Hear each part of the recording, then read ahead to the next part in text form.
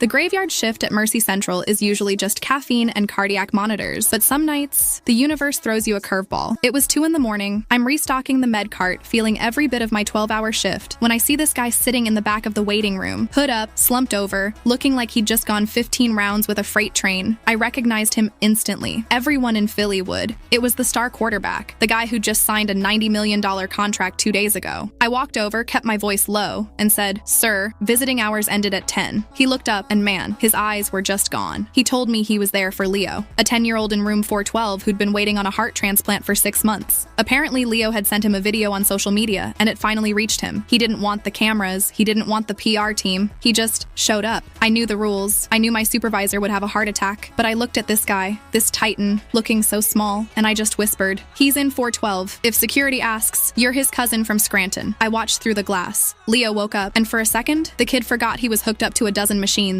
They didn't talk about football, they talked about Legos. For 2 hours, the highest paid athlete in the league sat on a plastic stool, building a starship with a kid who just needed a win. Before he left, he shook my hand. No words, just a nod. The next morning, Leo's chart started looking up. The doctors called it a statistical anomaly. I call it hope. Some plays aren't made on the field, they're made in the quiet when nobody is watching.